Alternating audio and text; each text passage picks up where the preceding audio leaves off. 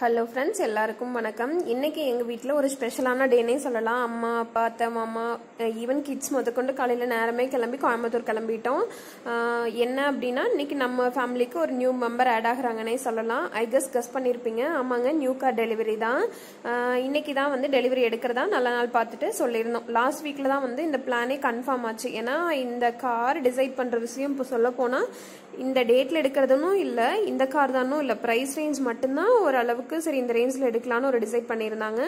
மற்றபடி எந்த மாடல், அப்புறம் என்ன பிராண்டோடது எடுக்கிறது, இந்த மாதிரி நிறைய கன்ஃபியூஷன்ஸ் இருந்தது. சொல்லப்போனால் இந்த ஒர்க்ஸ் வேகனோடது நாங்கள் லிஸ்ட்லேயே வைக்கல. கடைசியாக லாஸ்ட் மினிட்ல ஒரு லாஸ்ட் 2 டேஸில் கன்ஃபார்ம் ஆனதுன்னு நினைக்கிறேன். அதுக்கு முன்னாடி நெக்ஸான், அப்புறம் பிரெஸாவோடது, அந்த மாதிரி நிறைய ஹோண்டா சிட்டி, அப்புறம் ஸ்கோடாவோட ஸ்லாவியா அதெல்லாமே பார்த்தாங்க.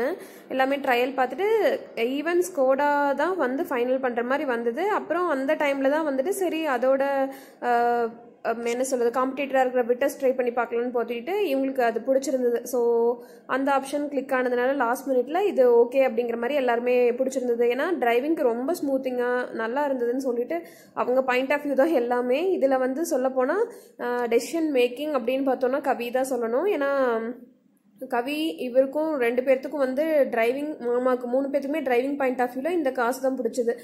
ஃபஸ்ட்டு எஸ்யூவி தான் பார்க்க ஸ்டார்ட் பண்ணாங்க. பட் அதுலேருந்து அப்படியே மாறி செடான் டைப்புக்கு மாறிடுச்சு. லாஸ்ட்டில் இந்த கார் தான் நம்ம ஃபேமிலியில் ஆட் ஆகணும்னு டிசைட் ஆகிருக்கு போல். ஸோ எல்லாத்துக்குமே ரொம்ப பிடிச்சிருந்தது. அவ்வளோதான், இன்னைக்கு டெலிவரி எடுத்துகிட்டு ஸ்மூத்தாக வீட்டுக்கு வந்தாச்சுங்க.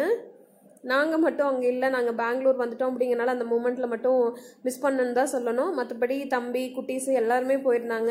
ஹாப்பி மூமெண்ட் தான். ஒரு நியூ மெம்பர் இன் அவர் ஃபேமிலின்னு சொல்லணும். கங்க்ராட்ஸ் பூங்குடி என் கவி.